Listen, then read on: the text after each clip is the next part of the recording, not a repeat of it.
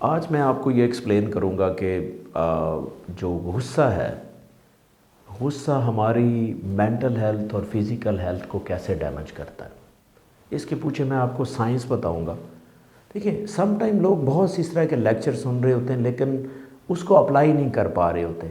उसकी आपको सबसे बड़ी वजह ये बताता हूँ कि वो अप्लाई इसलिए नहीं करते कि जो बताने वाले होते हैं ना, अक्सर वो लॉजिकली चीज़ें नहीं बताते जो नेक्स्ट पर्सन को अपील नहीं करती।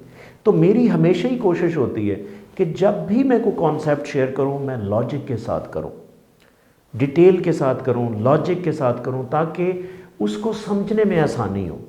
देखिए, मैं आज आपको ये बताने जा रहा हूँ कि आप गुस्सा जो करते हैं, वो लोग जो गुस्सा ज़्यादा करते हैं, गुस्सा उनके लिए मेंटल हेल्थ और फिज़िकल हेल्थ के लिए कितना ख़तरनाक हो सकता है, इसके पीछे मैं आज आपको न्यूरो साइंस बताता हूँ। देखें, जब भी आप गुस्सा करते हैं आपके ब्रेन के अंदर एक स्मॉल सा स्ट्रक्चर होता है जिसे हम अमेग्डाला कहते हैं।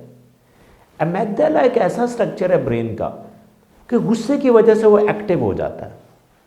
अब जब वो एक्टिव होता है ना, तो आप फियर फील करते हैं, आप थ्रेट फील करते हैं।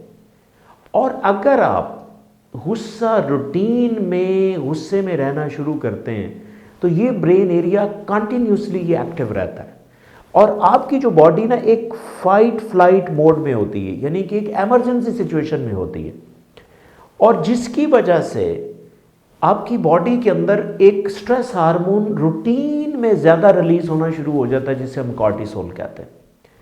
अगर आपकी बॉडी में रूटीन में कॉर्टिसोल ज़्यादा रहना शुरू हो जाता है ना, तो उसका सबसे पहला जो इफ़ेक्ट आता है वो हमारा जो ब्रेन का फ्रंटल लोब होता है, जो डिसीजन मेकिंग के लिए इन्वॉल्व होता है, उसके ऊपर उसका इफ़ेक्ट आता है। और वो डिसीजन मेकिंग वाला आपका जो ब्रेन है ना, वो सही तरह डेवलप ही नहीं हो पाता, स्पेशली एडोलेसेंट के अंदर, बच्चों के अंदर वो डेवलप ही नहीं हो पाता। अब जब वो डेवलप सही नहीं होता तो वो डिसीजन सही नहीं कर पाते आप लोग। सबसे जो बड़ा मेंटल हेल्थ इश्यूज आप फेस करते हैं, आप में लैक ऑफ डिसीजन होती है, और वही ब्रेन एरिया जो डिसीजन के लिए बना वो लर्निंग के लिए भी है, वो मेमोरी के लिए भी है।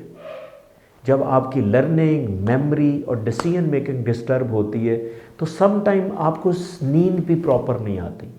और अगली बात, ये एक विशियस साइकिल चल पड़ता है। जब आपको नींद नहीं आती तो आप फर्दर मेमोराइज भी नहीं चीज़ें कर सकते। तो नंबर वन, ये मेंटल हेल्थ के लिए कितना लीथल है जो गुस्सा करना, जो लोग रूटीन में गुस्सा करते हैं, मैं उनकी बात कर रहा हूँ। सेकंड, जो फिजिकल हेल्थ आपकी कैसे डैमेज होती है गुस्से से। देखें, अगर आप गुस्सा ज़्यादा करते हैं तो आपके अंदर जो स्ट्रेस हार्मोन ज़्यादा रिलीज होता है, कॉर्टिसोल ज़्यादा रिलीज होता है, ये आपके इम्यून सिस्टम को इफ़ेक्ट करता है। यानी आपकी बॉडी में एक सिस्टम होता है जिसे हम इम्यून सिस्टम कहते हैं, और इम्यून सिस्टम क्या करता है कि आपकी बॉडी को प्रोटेक्ट करता है फ्रॉम इन्फेक्शंस।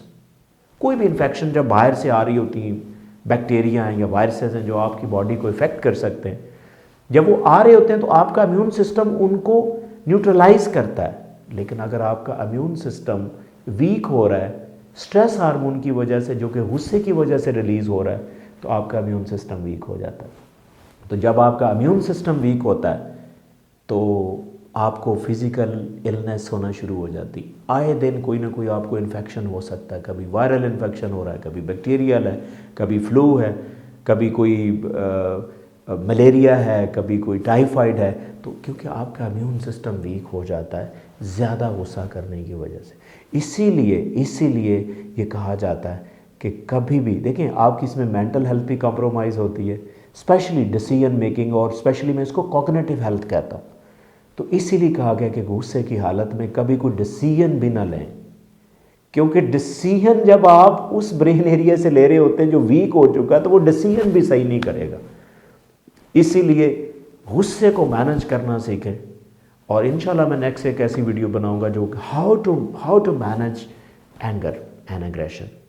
Thank you.